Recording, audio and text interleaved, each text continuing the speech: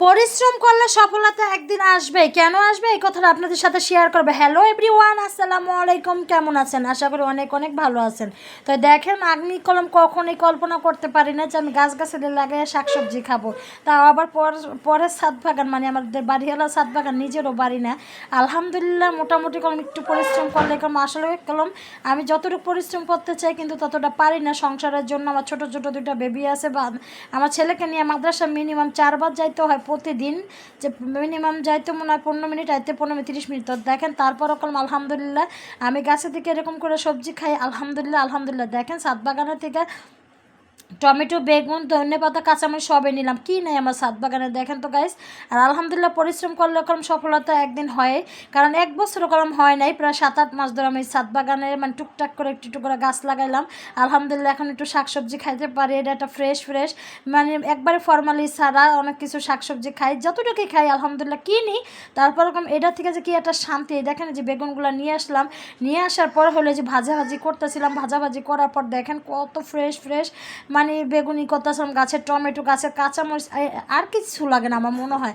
আর এই দেখেন যে বেগুনটা ভর্তা করতেছি, তাও আবার গাছের ধনেপাতা দিয়ে বেগুন ভর্তাটা কী যে মজা হয়েছিল, মানে আমার জিভে এখন জল এসে পড়ছে। আর আমার সবচেয়ে একটা ভর্তা, প্রিয় একটা ভর্তা বেগুন ভর্তা। আর বেগুন ভর্তাটা এভাবে করলে যে আমার কাছে এত ভালো লাগে, বিশেষ করে পুরা ভর্তা করলে আমার কাছে বেশি ভালো লাগে। তারপর যাই হোক, পুরাপুরি করি না এটা, যেহেতু আমার সময় ছিল না, পড়তে অনেক সময় লাগায়, সিলিন্ডার পড়তে গেলে আমার ভয় লাগে, কারণ ছিটাছিটি করে।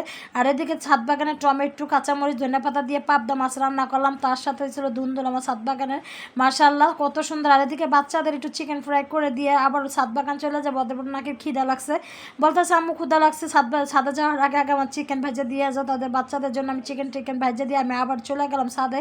তো ছাদে যাওয়ার পর অনেকদিন ধরে গাছে পানি দেওয়া হয় না, বৃষ্টির কারণে মাটি কলম একটু একটু ভিজা, তারপরে একটু খাবার দিতে হবে, কারণ মাটির গুঁড়া কলম একবারে মানে নরম নরম হয়ে গেছে। তো যাই হোক, দেখেন কত সুন্দর করে মরিচগুলা, এত ঝাল ঝাল ঝাল মরিচ খাইতে কলম ভালো লাগে। তো যাই হোক, আমার ছাদ বাগান থেকে যে আমি এরকম শাকসবজি টুকিটাকি খাইতে পারি, আলহামদুলিল্লাহ আল্লাহর দরবারে হাজার হাজার শুকরিয়া আল্লাহ যে আমার এরকম একটা মানে একটা যোগ্যতা দিচ্ছে যে আমি কিছু গাছগাছালি লাগাই, আমি হয়তো একটা মরিচ সিঁড়ি, টমেটো সিঁড়ি, ধনিয়া সিঁড়ি, টুকিটাকি শাক সিঁড়ি, মোটামুটি শাক সবজি সিরা খাই। আবার গাছে একটু 4-5টা ফুল গাছও আছে, বারান্দা যেহেতু জায়গা নেই, জন্য ছাদে নিয়ে গেছিলাম।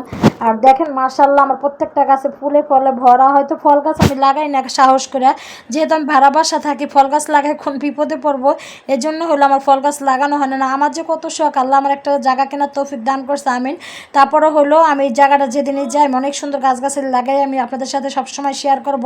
আর এদিকে হলো একটা গাছে আমি সব টমেটো গাছ ফালাই দিছি, আর একটা গাছে হলো টমেটো ধরে রাখছে। তো আমার ভিডিওগুলো যদি আপনাদের ভালো লাগে অবশ্যই লাইক কমেন্ট শেয়ার করে দেবেন। দেখেন পুঁই শাকগুলো যার যার লোভ লাগে একটু কমেন্টে জানাবেন। মাশাআল্লাহ নতুন পুঁই শাক গাছ লাগাইছি। আর এদিকে হলো বিকেলে নাস্তার জন্য মুড়ি মাখবো, তো মুড়ি মাখার জন্য সব কিছু রেডি করে নিলাম, আলুর চপ, বেগুনি চপ, পেঁয়াজু, টমেটো বলো বেগুনি চপ। সবাই ভালো থাকবেন, সুস্থ থাকবেন, আল্লাহ হাফিজ, আসসালামু আলাইকুম।